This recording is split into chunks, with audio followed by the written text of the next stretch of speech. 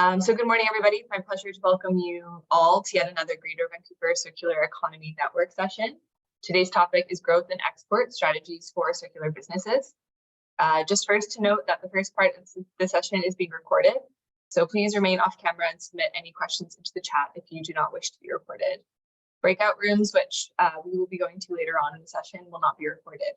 So for those of you who are comfortable, we do encourage you to turn your cameras on in the spirit of getting to know one another. My name is Krista Clay, and I'm the manager on our circular economy team here at the Vancouver Economic Commission. Our work at the Commission and the session today takes place on the unceded ancestral territories of the Squamish, Musqueam, and Tsleil-Waututh First Nations. And the mission of this work many of us are doing, centered on supporting the circular economy, as we call it, has been practiced here in countless forms since time immemorial. And I know I strive to honor that history and work to regenerate and decolonize this land, holding closely that we all have place-based responsibility wherever we might live and work. So for all of you joining online today, all of you represent a much broader geography, and we would like to encourage you to introduce yourself alongside an acknowledgement of the host nation or nations of the land where you're tuning in from, if you've not yet done so. As many of you know, this network series is in partnership with the Share, Reuse, Repair initiative. And as such, I'm going to hand it over to Alice Henry just to say a few words. Thank you, Krista. My name is Alice Henry, and I am a program manager at the Share, Reuse, Repair initiative. The Share, Reuse, Repair initiative brings together government, business, and community innovators to foster a circular economy that serves as a meaningful waste and climate solution, enables everyone to live circular, and supports resilient local economies and communities. The 6-part series is a collaboration between the VEC and the Share, Reuse, Repair initiative, powered and supported by Vancity. Vancity is a cooperative financial institution committed to supporting its members and the communities they live in, and to leveraging all its assets to support a transition to a low-carbon, resilient economy that works for everyone. We are grateful to Vancity for powering the GVCEN series. We're excited to bring this topic to you today, and back over to you, Krista, to talk about the VEC. Thanks, Alice. So for those of you who are not yet familiar, the Vancouver Economic Commission, or the VEC, is the economic development agency for the city of Vancouver. And the VEC's mission is to contribute to building a prosperous, inclusive, zero carbon, and resilient Vancouver economy, competitively positioned in the global market today and in the future. Our small but mighty team represents many sectors across our economy, from film to clean tech, decarbonization, and of course, the circular economy, just to name a few. So part of my work on the circular economy team includes supporting the local business community in the transition to the circular economy and towards a just circular economy. This series being a part of that goal. We at the VEC are really grateful to be a part of such a robust and passionate community of circular businesses and entrepreneurs, many of which are in the room today. That's constantly growing and evolving with our economy. So the Greater Vancouver Circular Economy Network series has been designed to enable knowledge sharing around specific topics within the circular economy, or topics that will allow the circular economy enterprises in the region to grow. GVCEN is a platform for circular economy businesses to not only develop themselves and keep up with emerging trends and opportunities, but also a means to connect with one another and understand what's going on in the broader ecosystem. In every session, you'll hear from subject matter experts and local businesses that are either leading the way in our local circular economy or carry the necessary knowledge and resources to enable the transition. In the second half of each session, you will join brief breakout rooms where everyone is invited to share their challenges, ask questions, or share insights from what they've heard that day. We've held a wide variety of sessions as part of the series in the past couple of years, ranging from carbon accounting and accessing research and development opportunities to how to build an inclusive employment strategy, and then to today's topic on growth and expansion for circular economy businesses. We are excited to announce that to wrap up our series this year, we'll be hosting a morning social for those in the circular economy space. This will be a time for you to enjoy your morning coffee and chat with fellow innovators, businesses, entrepreneurs, and those that are just curious about the circular economy in Vancouver. The social will take place in person on March 8th between 9 a.m. to 10:30 in Mount Pleasant. We unfortunately have limited spaces available for the social, so be sure to grab your ticket. If you're interested in attending the social or want to take a look back at some of the previous recordings from our sessions this year and last year, You can check out the links currently being posted in the chat. And thanks to Alice for keeping up with all those. So many of this room are familiar with the term circular economy. For those of you who are less familiar, just to keep it a little bit short, the circular economy is an economic model that extends the life cycle of products by keeping materials and products at their highest value and in use for as long as possible. Throughout this process, waste is eliminated through the reduction, reuse, repair, and recycling of materials. By keeping materials in the working cycle rather than letting them go to waste, as we see happen in a linear economy, this also creates a reduction in GHG emissions and other environmental impacts. Through a circular economy, innovation increases, green jobs are created, and costs are also significantly reduced in the long term for production. The circular economy that we envision tackles the climate crisis and is inclusive, equitable, just, and regenerative by design. I'm excited next to hand it over to my colleague, John McPherson, a senior manager on our economic transformation team here at the VEC, who will be facilitating our conversation today. John, take it away.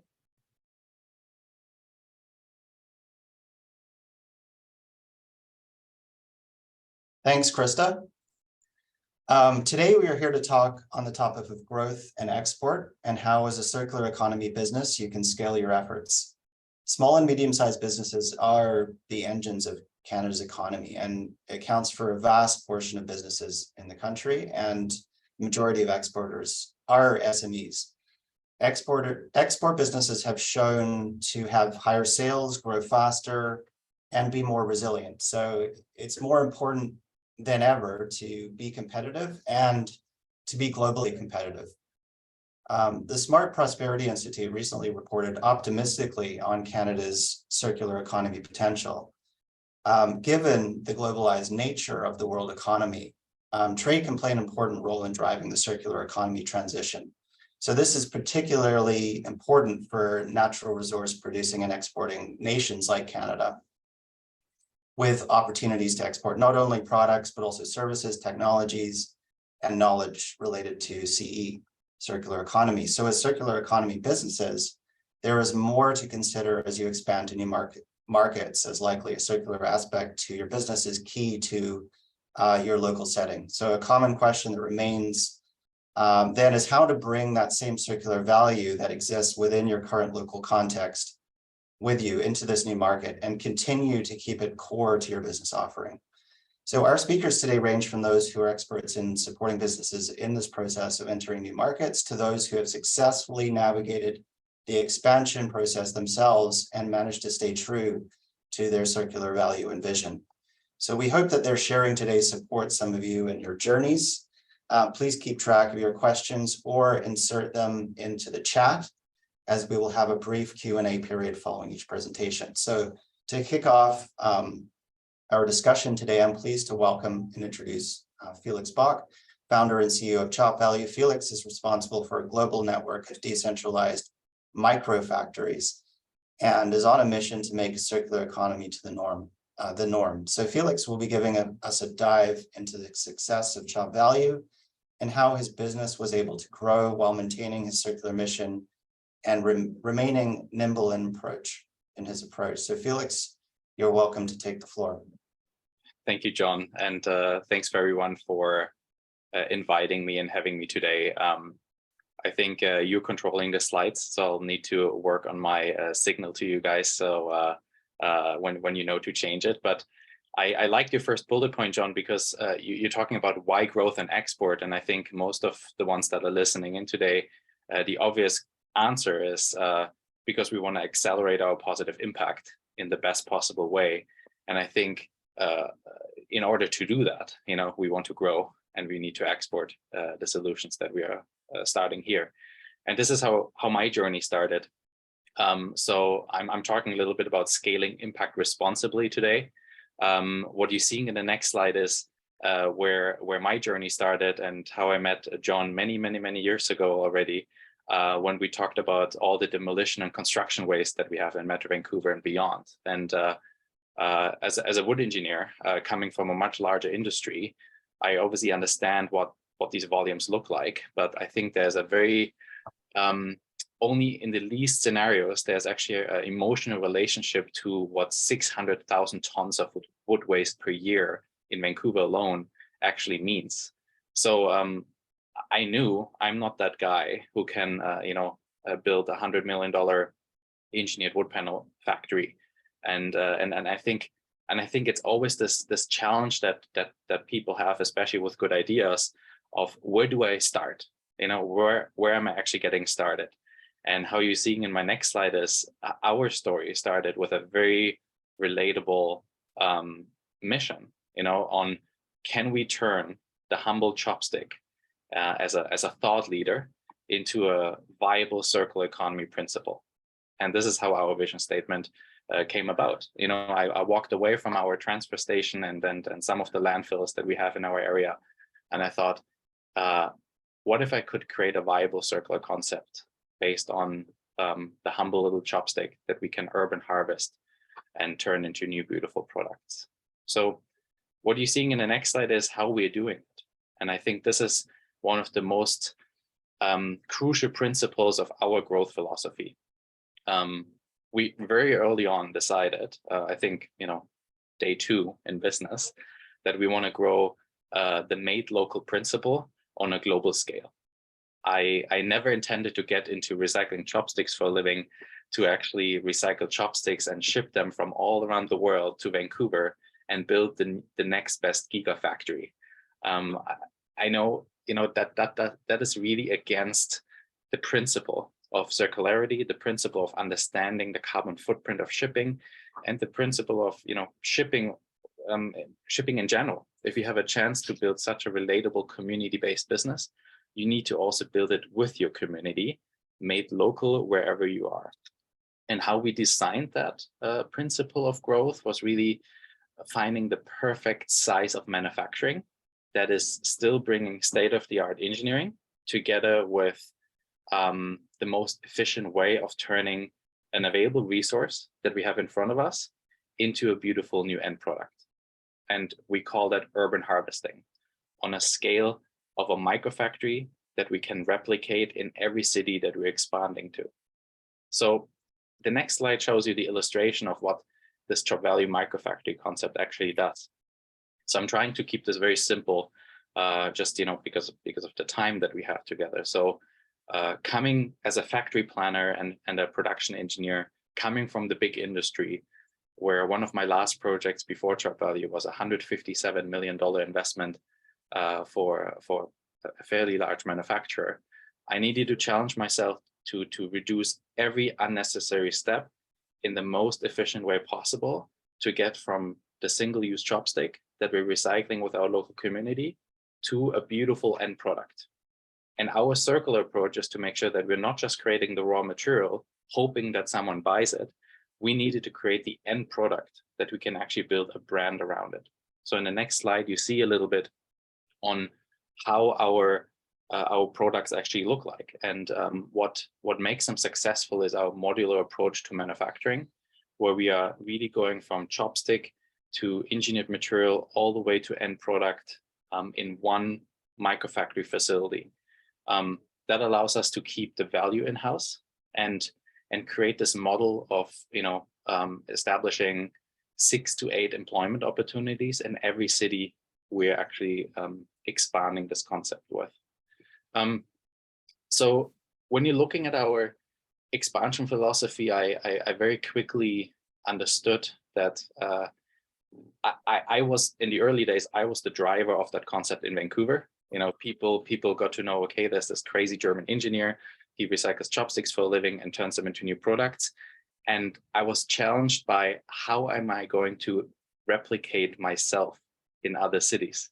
And I quickly got to love the concept of franchising, because just franchising using as a tool for growth allows other business owners to own their own business, but use existing business tools and standard operating procedures and your operating manual and the brand that you have built in their own cities under their own business ownership.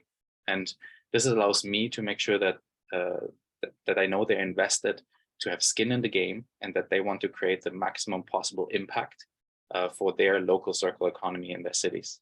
So when you're looking at the next slide, you see that this little chopstick idea has created quite a quite an impact to date. Apologies for the graphic import here and in the transmission, but there's a world map somewhere that shows a few dots with 60 plus locations that we have now in development around the world through using franchising as our expansion philosophy. And what has started with 10,000 chopsticks in Vancouver, it has now scaled to 92 million chopsticks to date that we have collected and one by one transferred into new beautiful product. It's now again a scale where the powerful story that we once had of saying Vancouver throws out 100,000 chopsticks every single day, let's do something with it. We're already getting to numbers that are almost too big to have this emotional relationship to, but it's really incredible on how underutilized this resource actually is when you're looking at it on a global scale. So on my last slide, I'm just here to kind of share a little bit my mission on despite just calling this humble chopstick beginnings, and despite knowing that out of the 2 billion tons of waste that we have around the world every year, our business builds a global profile based on 0.015% of that successfully. I'm just hoping that this inspires others to use the similar approach to expanding responsibly and expanding a viable circular concept using us as example. So make sure you copy our approach to scale, copy our approach to how we expanded successfully, copy our approach of what we have standardized and how far we have to take these puzzle pieces that have to fit together to make this a turnkey business solution, so that it's becoming a true grassroots movement. And because I think you can actually transfer that when you see the last slide that I'm having, you can transfer that to purely be leading by example, to make circular economy the norm, as long as you keep it very simple, but think through step one all the way to the last step to make it a turnkey solution for a viable concept. So I wanted to, make sure I give you the summary presentation today, hoping that there are maybe a few questions that I can answer a bit more specific to your business scenario or anyone else. But very thankful to have such a good community in Vancouver and great support systems in place that we hear a bit more about after my presentation from the other participants. Thank you. Thank you, Felix. Excellent. And I recall when we first met, it's been impressive to see the journey you've gone on. And we do have one question. Somebody was asking about your approach to financing for expansion through a franchise model.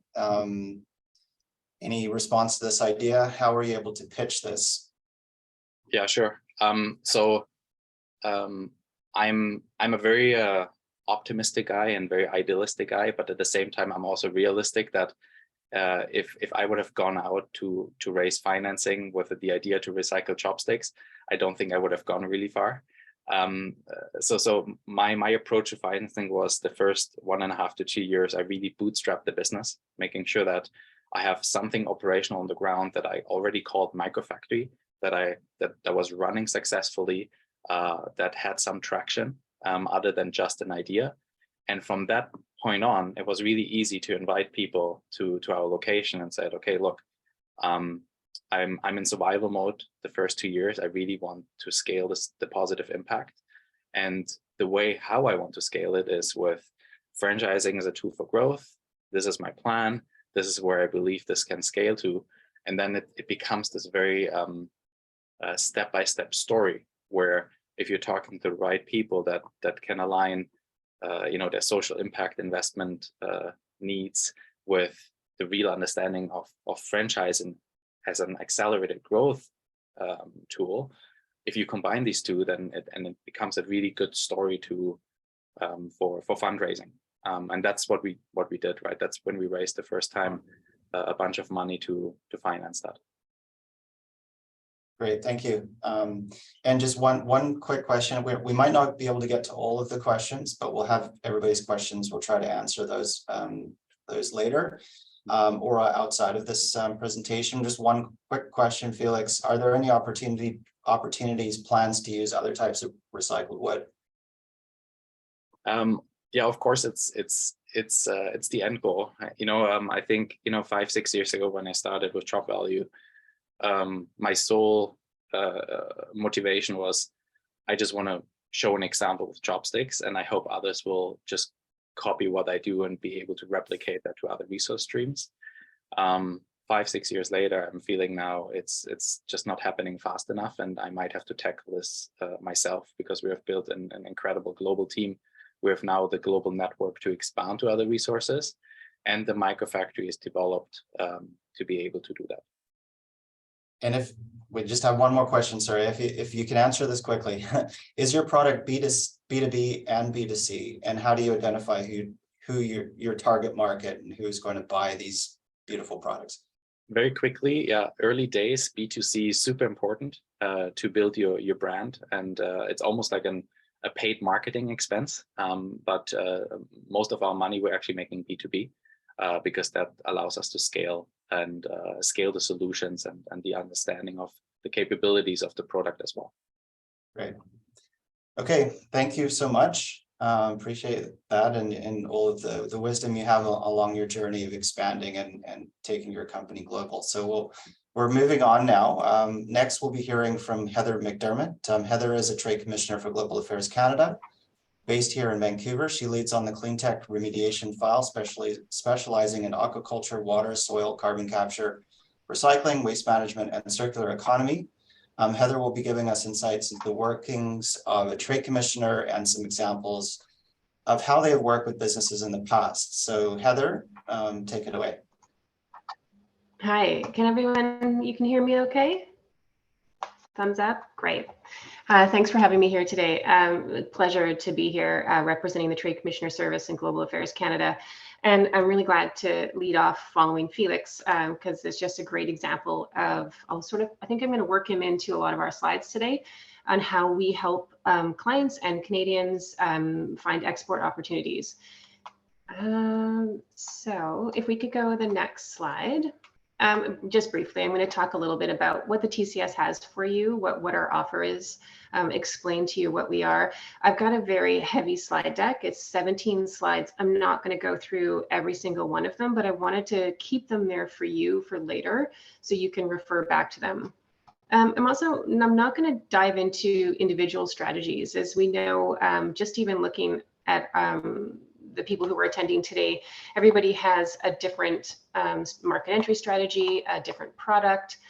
Within the circular economy space, there are so many different ideas that people are working on. And those are the things that I encourage you to reach out to me personally, and we'll work one-on-one on those. But in general, I'm going to talk to you today about what the Trade Commissioner Service does and how we help Canadians find export opportunities. So next slide, please.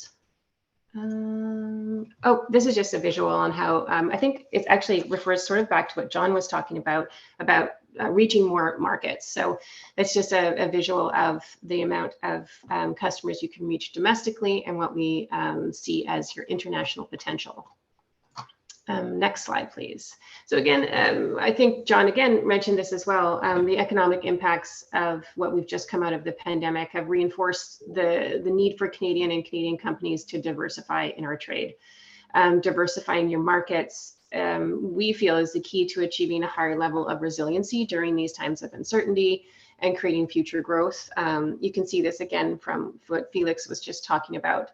So by exporting, you can gain access to new customers, revenue, ideas, flexibility that spreads business risk, life cycle extensions of products.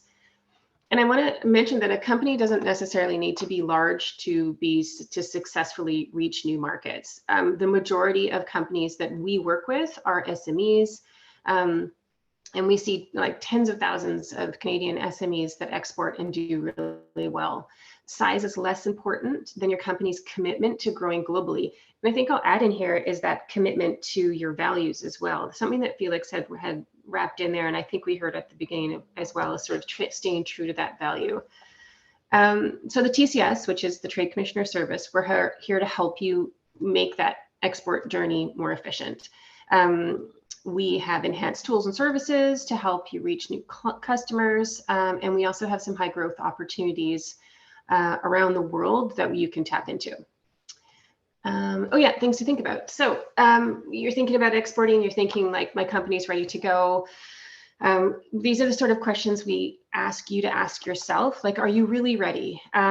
You know, Felix, again, I'm going to keep referring back to you, Felix. I think because, you know, you had a proven concept, you had validated your idea and your concept, your technology, you'd proven it in the domestic market. And so you asked yourself, are we really ready? And you really looked out and saw, yeah, I think we're ready. Have you thought about how you might reduce and manage risk and uncertainties? What markets should you be pursuing? And how do you find those right contacts? I think a major challenge can be being confident in your strategy and making sure your approach is right to get into those markets, and then finding the right contacts and customers. Next slide, please. So this is where I come in with the Trade Commissioner service offers. Our expertise can help you grow. We help Canadians find opportunities in international markets. And we can also work on foreign investment, international commercial activity, S&T partnerships. Let's go to the next slide. So we like to say that our strength is in our network. I have to read this stat. So with this is my one reading bit. With an on-the-ground network of 1,000 trade commissioners, 10,000 clients, 160 locations, and 6 regional offices, I do believe we have an unparalleled global network to support companies, particularly SMEs, to scale internationally. The way we work is you work with me, and then I find you opportunities with our colleagues abroad, and we call that a client contact to a mission. So we may push you out to another market that may need your technology or your product. And then that person in that market is actually an expert on the ground. They usually have sectoral expertise. So they could be experts in life sciences, clean tech, and they know the ecosystem. One good thing about the Trade Commissioner services is that our service is free. We are the Government of Canada. We are client facing. We do ask that you meet a client definition. So this is having meaningful economic ties to Canada, having the capacity to internationalize, and potential to add value to the Canadian economy.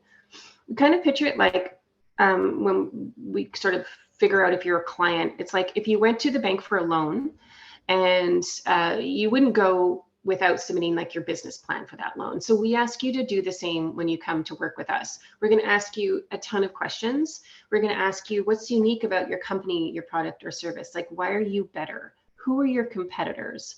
Who are the end users for your product or your service? What country and markets have you thought about targeting? How do you plan to enter the market? As Felix was talking about, is it a franchise model? Are you going to do brick and mortar? Are you going to be doing e-commerce? Like, what is your solution going to be? And then do you plan to visit the market? These things, of course, are things we can help you flesh out as you're coming up with your export plans. But again, these are the things we're going to ask you to make sure that you're ready to internationalize. And I'll talk a little bit later about if you're not ready. Next slide, please.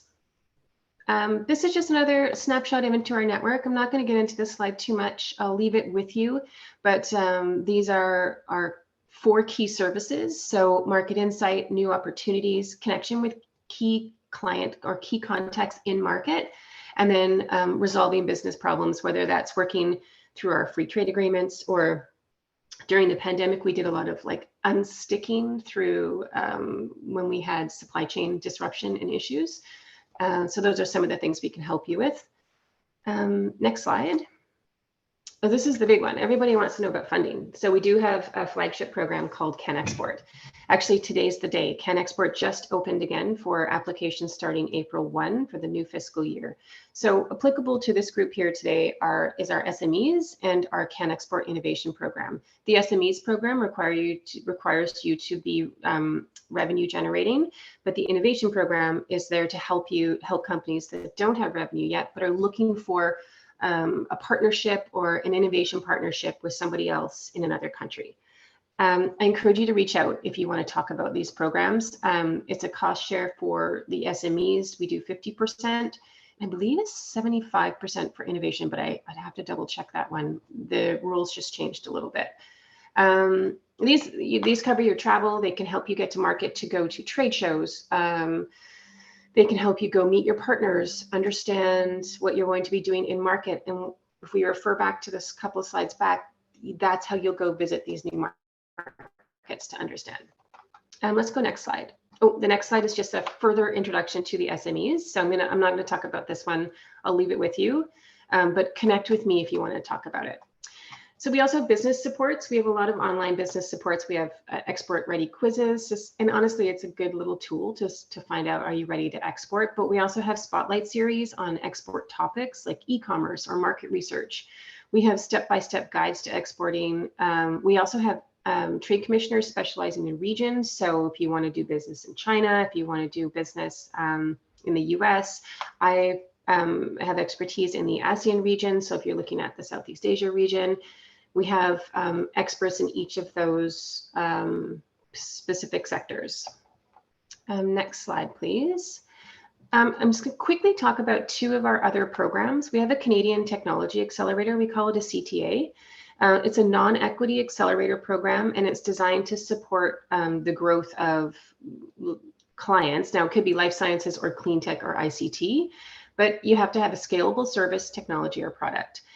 We offer customized services to high potential, high growth companies in key global hubs. Right now, I think we have one running in Boston and Taipei.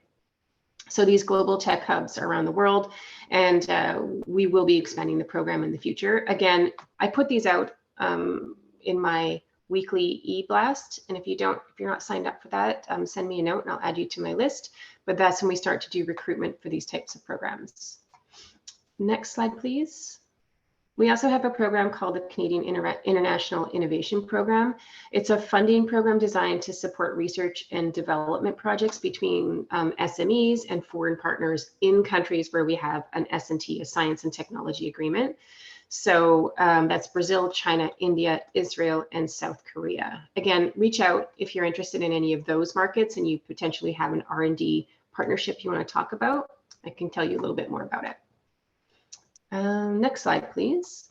So in addition to our supports for all Canadian clients, we do have specialized supports for dimensions of diversity, ownership of companies that are exporting. So, we are proud to celebrate Canada's rich diversity of exporters, and we have dedicated support for women, Indigenous peoples, visible minorities, members of the LGBTQ2 community, and other groups that are traditionally underrepresented in international trade, like youth. So we do have special trade missions that we may run. We have incoming trade missions, and then we also have some funding programs. So please, again, if you fall into that category, reach out. I also want to talk about the next slide, which is the connection to our trade ecosystem. Again, there's no wrong door for the Trade Commissioner Service when you reach out. Our mandate is actually serve or refer. So if you come to us and we can't help you, we'll find someone who can help you. And this is leads really well into the next speaker.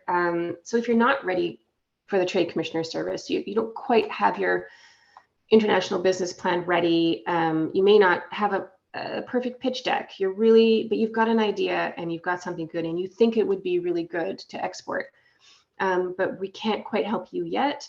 We refer you to our partners, whether that's the Export Navigator program. There's also the Trade Accelerator program you're going to be hearing from next. We have services within the BC Gov that can help you as well.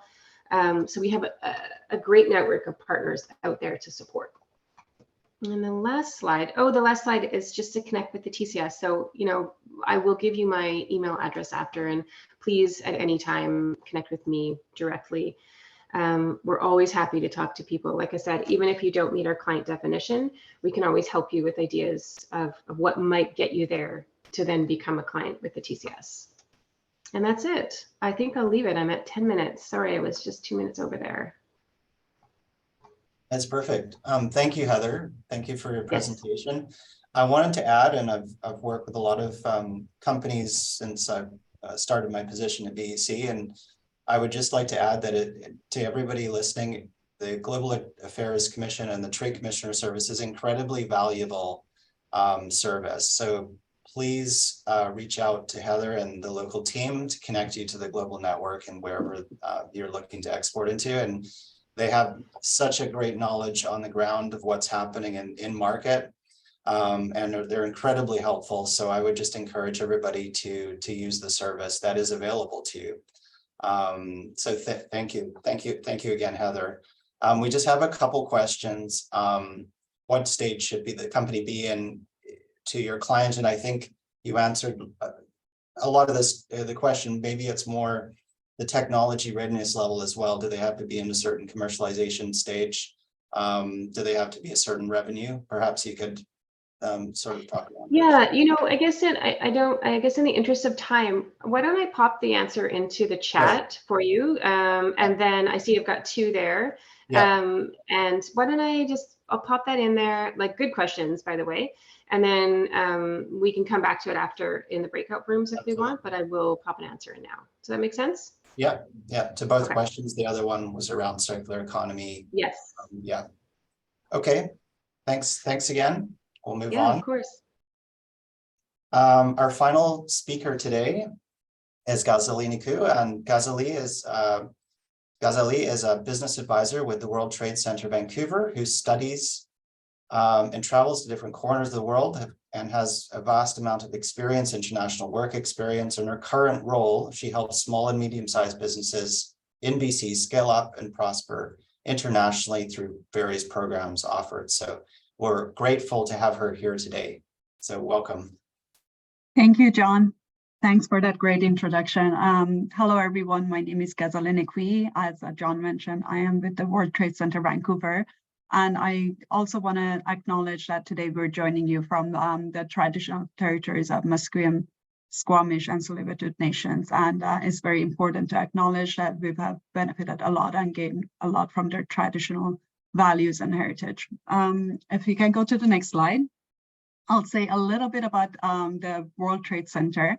So basically, as a World Trade Center, we are part of the bigger association, which started back in New York. And as of that, it has about 300 centers in 90 plus countries. So a very large, strong network of centers all around the world. Depending on where you want to go, we can connect you to different centers if need be. And here in Vancouver, we are also part of the Greater Vancouver Board of Trade, which is the largest and the oldest chamber of commerce in the western part of Canada. And we have over 5,000 members. So again, that gives you another means for networking with a large number of members here in BC as well. So back in 2016, Greater Vancouver Board of Trade ran a survey amongst its members, found out that there is a strong demand for going global and expanding business internationally, but there was need for support in areas of knowledge, talent, and risk mitigation. And that's when our program came about. So our mandate as a World Trade Center is to connect globally and prosper locally, supporting businesses here in BC so that they can go international. If you can go to the next slide, please. So we run a number of programs and events to support businesses here in BC. And as you can see, we do love our acronyms here. We do have a number of programs starting with TAP, MAP, DTW, and GPS. But as of today, I'm just going to focus mainly on TAP, or Trade Accelerator Program, and slightly tell you about the other programs as well. Next slide, please. So Trade Accelerator Program is one of our flagship programs, which started back in Toronto with the whole goal of helping accelerate the strategic development of business so that businesses can expand their markets internationally. It started in Toronto and came all the way to Vancouver and elsewhere within Canada. And it's been so successful that it's been funded by the federal government as well. So basically, through this program, we help you through an interactive and hands-on approach of having a 3 days workshop from folks within the different industries. They're going to sit down with you, have mentorship sessions with you to give you more proper feedback. And then the hope is that by the end of it, you walk out with an export plan that is ready to be executed. Next slide, please. So basically, this reiterates the whole thing that we have gone national, and within BC itself too, we've gone throughout the BC and delivered the program in different places. And I'll tell you more about it in the next slides as well. So basically, the way the program works is that you participate in a 5-day workshop, which has a 3-day of full-day in-person workshop, where there are a lot of folks coming in from different industries, experts from all different areas of export, giving you a little bit of presentation and information about the resources available to you. So we work very closely with trade commissioners, as Heather mentioned. So we'll have people from the province, trade commissioners from different entities to tell you more about the taxation, international laws, the accounting piece of it, the whole marketing and negotiation and sales and so on. By the end of the 3rd day, we'll give you an export plan. And that export plan helps you better understand all of those questions that Heather was mentioning earlier about why to export, where to export, what model to take, whether or not you're ready, and what approach you want to take.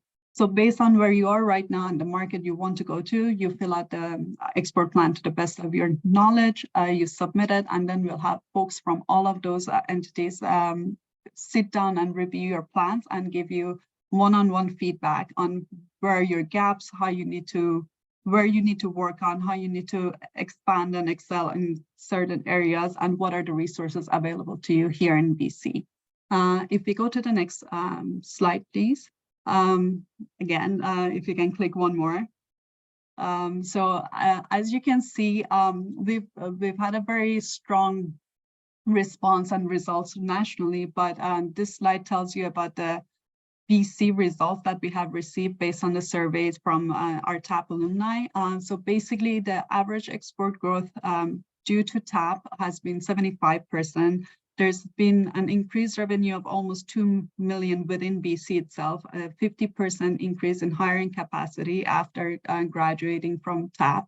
And as of now, we've helped over 400 companies to go to 44 countries around the world.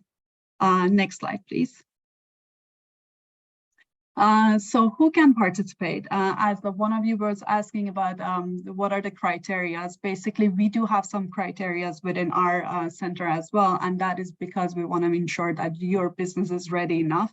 So as Felix was saying, that you need to make sure that your idea is working well, you're building your business here in BC, here in Vancouver, or wherever you are. You're expanding it within Canada first. The idea is solid before you take the next level to go international. So for that reason, we require for businesses to at least be in business for 2 years. But that being said, depending on the nature of your business, whether or not it's service-based, product-based, and whether or not your customers are mainly here in Canada or elsewhere around the world, we might be lenient to this. The revenue that we're asking for is just to ensure that you have expanded here, you have tried to reach out to as much as possible here, and you have a stream of revenue that can support you in scaling up and expanding your capacity for growth. Because there is nothing worse than having the demand from outside, but not being able to have that growth that's needed, whether it's having more people to help you support your business, more production, or the services being offered. So for that matter, we have the set criteria, but then again, as mentioned, depending on your nature of business, we might be more lenient towards this as well. And what to expect. So basically, the whole goal of this program is to help you with that export plan, because as Heather said, you need to be prepared. You need to do your due diligence, know exactly what you want, where you want to go, and what are your opportunities before you get to that next level of connecting with people in those markets. So for that, you need to have something in hand, do your study properly, and also if you need any funding, you do need to have a plan. You need to have something before you go there and apply for a role for funding, for anything, for any support from the government as well. So that's why you need to dedicate some time, and people normally say argue that, oh, I'm a small business, I don't have enough time, I don't have enough workforce to help me go through this program, or it's going to take a lot of my time. But the thing is that if you put in the time right now, it's going to save you a lot of time ahead of later on when you have to go through all of these things yourself and learn and build up all those relationships with different entities and different organizations for additional support. And then, of course, the export plan. The export plan is never going to be the final version of what you're going to have. It's going to be a living document that is going to help you depending on new opportunities that come about. For example, Felix mentioned earlier that his approach was franchising, but that may not be the case for everyone else. So some people might need to find out whether or not they're going to export the whole system or it's a raw material that they're providing. So for that, they need to know the rules and regulations better, the coding, the restrictions, the quotas, the tariffs, everything that is involved. And knowing all of this ahead of time helps you a lot better to have a better plan, a more solid plan, so you can mitigate the risk later. Next slide, please. So throughout the year, we are running this program 5 times a year. We have different focused cohorts. Next week, we're going to have our Indigenous business cohort. We go to BC Interior for people and folks that are in the interior section. We have another one for women-led, for creative industries, and one for Vancouver Island of the coastal region. And of course, if you do not fall within any of these things, if you're not necessarily a woman-led, but you are within the greater Vancouver area, we're open to include you in any of these that help you and that work with your schedule. Next slide, please. We do work with a lot of partners, and they're the ones that are helping us run this program regularly. So if you see our national partners and expert partners are the folks that come into presentation and provide some mentorship. And we have some additional community partners depending on the type of cohorts we run, the location that we run. So as Heather mentioned, we work with Export Navigator as well very closely. We work with trade commissioners, with VBC or Women Enterprise BC, with Creative BC, Innovate BC, and so many others, depending on what type of business you have and what type of community you're supporting. So if we don't, as Heather mentioned also, if we don't have the right answer for you, if we're not the right people, we always are able to connect you with the right people within our network as well. Next slide, please. I'm going to quickly touch base on these two as well. So apart from the tab, we have another program that is called Market Activation. That is more of trade missions and info sessions, depending on the market you want to go to, the opportunities there, or if you find out people that you want to meet with, then our colleagues can help organize some of those meetings, create some of those connections so that you can take it to the next level, find the right contacts in the right country, and take your business to expansion in elsewhere. And last one, please. So we do have this other program that is digital transformation too. This is a one-day workshop that, again, as mentioned, because of pandemic, it became more and more important for businesses to be online, to be established, so that whether or not you're expanding your business here in Canada or elsewhere in the global market, you have the foundation ready so that you can control your customer service better, your inventory better, to leverage technology so that you can hire people from elsewhere, or whatever else it takes for your business to be international, global, and have that capacity for scaling up. And if you need any information about any of this program, you can always come to me. I think the last slide is just a thank you note with my information in there, and I can just put them in the chat box as well. If you have any questions, please do not hesitate to ask. Yeah, that's it. Thanks for listening. Thank you. Of Thanks course. so much. We do have one question already about the potential. What would be the cost to this? Is it? Yes. You So mentioned the intake dates as well. So generally, the cost of the program is about $5,000, and that gives you 2 seats for you and another person from the business to come into the program. But because we are federally funded, and thankfully here in BC, because we get some additional funding from the province itself too, we are able to offer up to 90% in bursary. And that gives you, as I mentioned, 2 seats within the workshop itself, and then a lot of opportunities for you to speak to folks and have some ongoing talk with our mentors as well. Great. Thank you. And Of thanks again. course. Yeah. So of course, people will follow up if they have any additional questions. So that concludes our 3 presenters today. I think now I'll pass you over to Krista I think we're going to be moving on to the next phase of the session today. And Krista will introduce the breakout room session. So Krista, over to you. Thanks, John. And thank you so much to Felix, Heather, and Ghazaleh for sharing your time and expertise with us today. I know I have a lot of questions and learned a lot. I'm really excited to see what everyone else has to say about it. So now we're going to shift into 2 smaller groups for sharing. The idea with these breakout rooms is that you share any insights that come to light through hearing the panelists speak, share any questions or barriers you may be facing with the topic, and also just to hear from others that are going through the same experience. So after about 15 or 20 minutes, we'll convene back together as one big group for some final sharing before signing off for the day. And just to note that we will be following Chatham House rules. So we welcome everyone to share candidly in the breakout rooms. After the meeting, you can bring up points that others spoke to, but we ask that you do not attribute them to the person directly, just for their privacy. The breakout room options will pop up on your screen shortly. And then please let myself or Alice know if you're having any troubles entering the breakout rooms, and we'll call you back whenever they start to wrap up.